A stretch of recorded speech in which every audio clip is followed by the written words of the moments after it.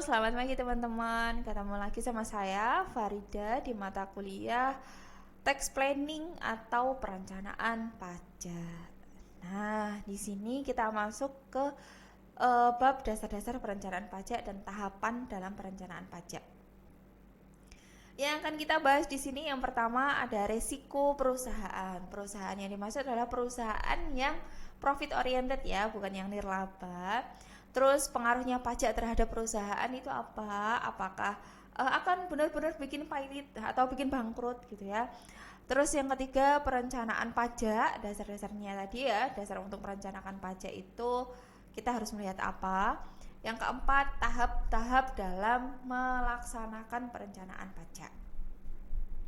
Langsung aja ke resiko akibat adanya kegiatan. Jadi resiko perusahaan yang dimaksud tadi adalah resiko bagi perusahaan yang menjalankan usaha. Resiko perusahaan yang dia mendapat laba, yang memperoleh laba gitu ya, menjalankan usaha. Kalau UMKM belum tentu dia laba, tapi sudah dapat peredaran bruto, berarti dia wajib lapor gitu ya, wajib menghitung berapa pajak yang harus dia bayarkan.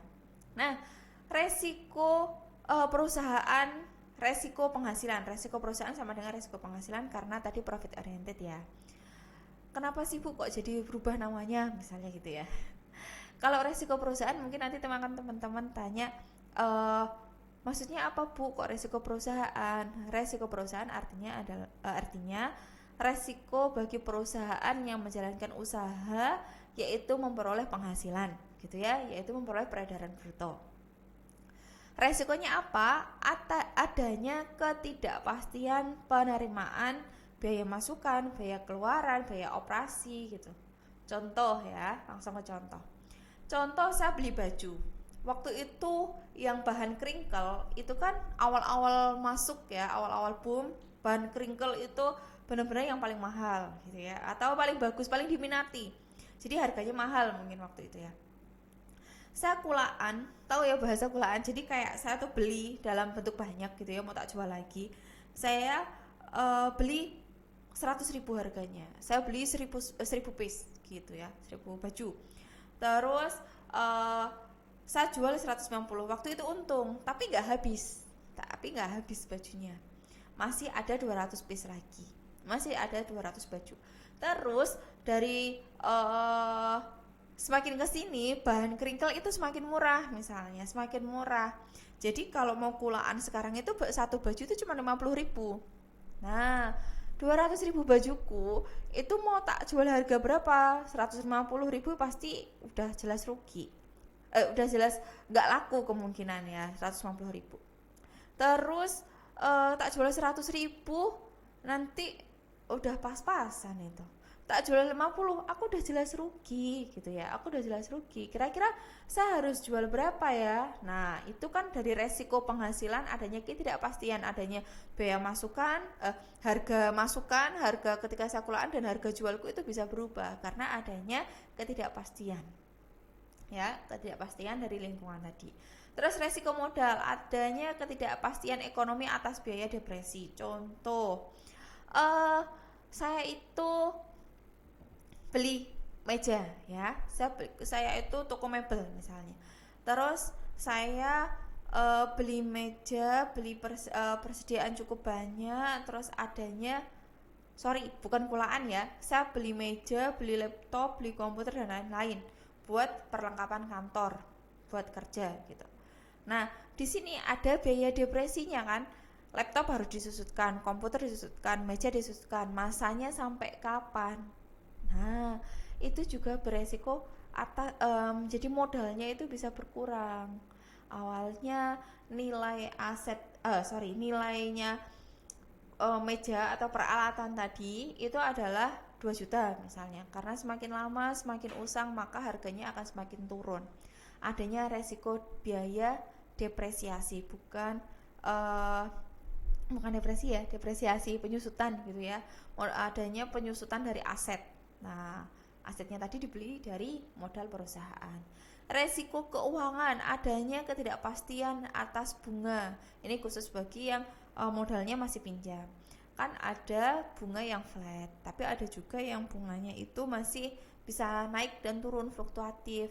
Nah, bagi yang peminjam dengan bunga yang fluktuatif itu pun ada resiko keuangan. Kalau misalnya naik, maka bunga yang dibayarkan pun juga bisa jadi naik. Nah, resiko politik ini bukan pemilihan, bukan caleg gitu ya, bukan pemilihan presiden, bukan bukan pemilihan anggota legislatif dan lain-lain, bukan sekedar itu ya, tapi resiko politik di sini adalah kebijakan yang akan dihasilkan dengan adanya perubahan politik atau dengan adanya perubahan pemerintah misalnya.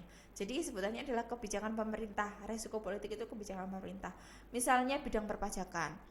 Dulu PPN 10%, sekarang 11% untuk tertentu gitu ya. Terus untuk dulunya UMKM 1%, sekarang 0,5% dengan batas tertentu minimal maksimalnya. Nah, itu pun juga akan mempengaruhi, akan muncul resiko gitu. Apakah resiko itu menguntungkan atau resiko itu justru merugikan buat kita gitu. Jadi nggak semua resiko itu bisa jadi di sini bukan resiko yang negatif tok ya, tapi bisa jadi resiko politik dengan adanya kebijakan pemerintah yang berubah, itu akan muncul resiko yang menguntungkan atau resiko yang justru menurunkan gitu ya, akan muncul kerugian. Nah, dari perencanaan pajak ya.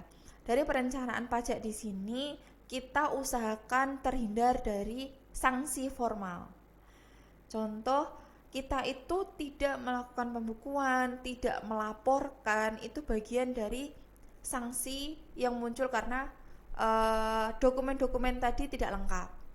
Contoh, saya karyawan STI Surakarta, terus saya dapat bukti potong nih dari STI Surakarta, gajiku udah dipotong untuk dibayar pajaknya, tapi saya tidak melaporkan.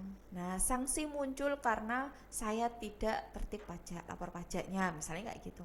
Itu bisa meningkatkan biaya ya, bisa meningkatkan biaya untuk bayar sanksi. Jadi itu kan bisa menghasilkan kerugian bagi perusahaan karena dia harus mengeluarkan uang yang harusnya bisa disimpan buat operasional perusahaan, terpaksa dia keluarkan buat bayar sanksi pajak. Sanksi material, misalnya ada pelanggaran, manipulasi laporan keuangan, ada penghasilan yang tidak dilaporkan. Nah, itu juga bisa menimbulkan sanksi material. Nah, teman-teman, ini juga bisa diambil perencanaannya. Contoh, udah tahu nih ada aset yang belum dilaporkan, ada penghasilan yang belum dilaporkan. Terus ada kebijakan pemerintah, misalnya ada pengampunan sanksi pajak, ada tax amnesty. Manfaatkan itu supaya apa? Supaya biaya yang dikeluarkan, uang yang dikeluarkan untuk bayar pajak itu semakin kecil, yang kemarin-kemarin bisa ditermaafkan dan sekarang mau tertib lagi, misalnya gitu. Terus usahakan supaya kita terhindar dari sanksi pajak, usahakan untuk tetap teliti dan sudah dilaporkan. Teman-teman, yang menurut kita udah benar itu bisa jadi hanya salah persepsi kitanya, tapi belum benar sesuai aturan perpajakan ya. Jadi kalaupun teman-teman sudah melaporkan, kalau teman-teman sudah perusahaannya cukup besar ya, misalnya bisa bayar konsultan atau mungkin punya karyawan yang expert di bidang perpajakan, mungkin bisa diinvestasikan untuk dikursuskan dan lain sebagainya untuk belajar pajak, dikasih waktu buat improve tentang pajak, misalnya belajar di YouTube dan yang lainnya. Supaya apa? Supaya perencanaan pajaknya ke depannya jauh lebih baik lagi gitu ya, bisa update. 3 hal yang perlu diperhatikan: tidak melanggar peraturan perpajakan, bisnisnya itu masuk akal, misalnya kalau sudah banyak banget nih penghasilannya tapi labanya atau pajaknya dilaporkan cukup kecil, nah itu pasti akan ada cross check ya. Perencanaan pajak kita merencanakan supaya seminimal mungkin. Nah, padahal perusahaannya udah go public misalnya, tapi pajaknya kok kecil banget ya, berarti perlu di cross check kira-kira perencanaan udah tepat atau belum. Usahakan ada bukti pendukung yang memadai ya, bukti pendukung. Misalnya kalau tentang perpajakan tuh contohnya kalau pengusaha kena pajak ada faktur gitu-gitu, diusahakan buat tetap disimpan faktur-fakturnya. Terus tahapannya sekarang, tahap-tahap dalam pembuatan perencanaan pajak. Analisis informasi. Jadi analisis informasi ini bisa informasi internal dan eksternal. Internal berarti informasi tentang keuangan perusahaan, operasional perusahaan. Terus kalau eksternal berarti adanya kebijakan pemerintah gitu ya contohnya. Terus kalau membuat tax planning, usahakan teman-teman juga ada 1 atau 2 model yang nantinya bisa dikira-kira saya mau pilih yang mana. kegiatan tadi diterapkan, lalu dievaluasi, dicari kelemahannya, diperbaiki lagi, terus update tentang rencana pajak yang sesuai dengan perubahan dan kebijakan yang ada. Gitu ya teman-teman. Sampai ketemu lagi, kita bahas lebih lengkap. Kalau ada yang mau didiskusikan nanti pas jadwalnya mata kuliah tax planning atau perencanaan pajak. Selamat pagi, wassalamualaikum warahmatullahi wabarakatuh.